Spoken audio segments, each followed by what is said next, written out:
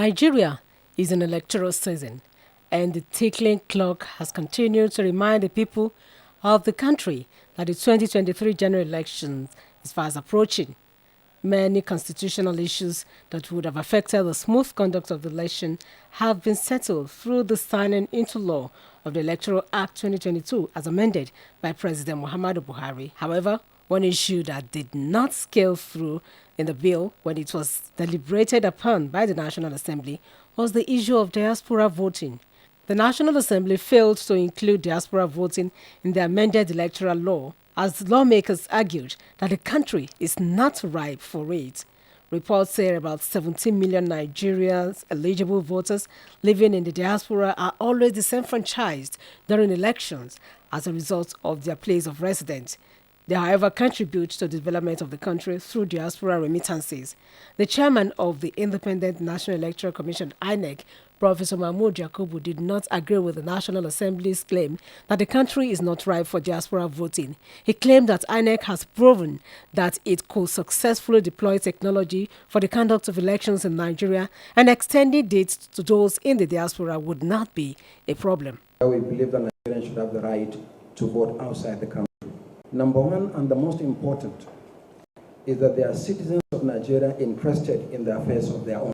Professor Yakubu was not the only one that believes Nigerians in the diaspora need their voting rights as they contribute significantly to the growth of the nation. As one of the lawmakers, Honorable Rose Oko, said Nigeria is ripe for it. 115 countries have done it worldwide, with Africa alone having 28 countries that have started diaspora voting. So we think that Nigeria should also begin to think in that direction. Recently, the call for diaspora voting received more boost as former President Olusegun Obasanjo threw his weight behind it. Chief Obasanjo, who declared his support for the exercise when the Chief Executive Officer of Nigerians in Diaspora Commission, Honorable Abike Dabiri Erewa, paid him a courtesy visit in his office, called on the National Assembly to amend the relevant laws to allow Nigerians living outside the shores of the country to be able to participate in choosing their leaders. All that we needed to do, if there's need for constitutional arrangement, simple thing.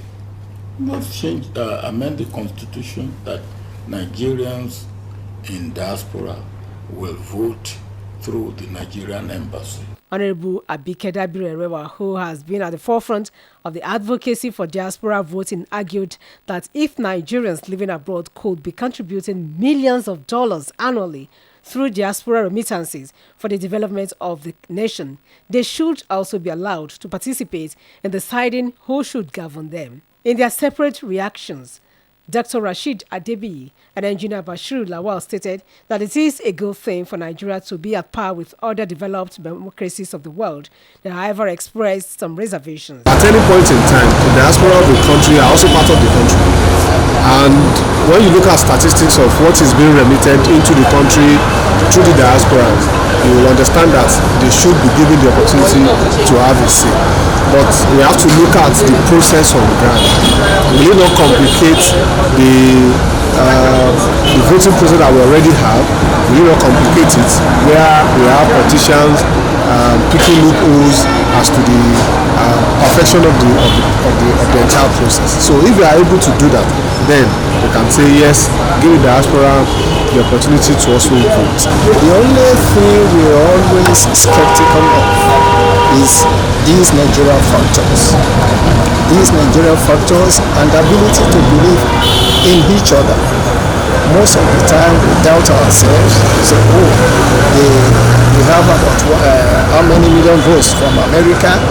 Can it be true? And so on and so forth. Except that, I think Nigeria is right for it. In his submissions, Mr. Said Adekileku advised INEC to first test the new technologies it introduced in the general elections to be able to determine its effectiveness and acceptability before embarking on the journey of diaspora voting. My personal opinion is that we must learn very well how to work before we embark on running.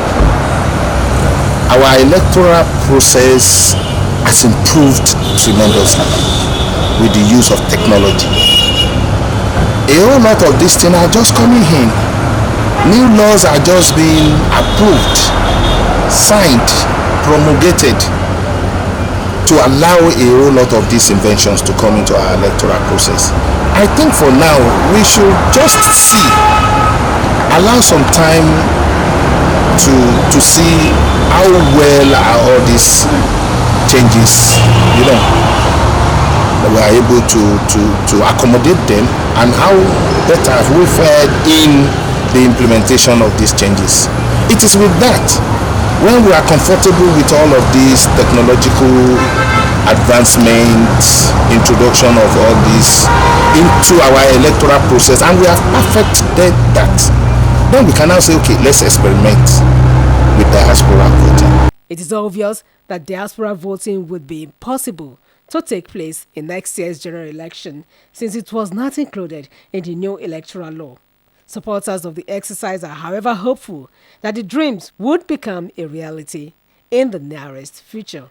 Oluchi Amuda for Dateline.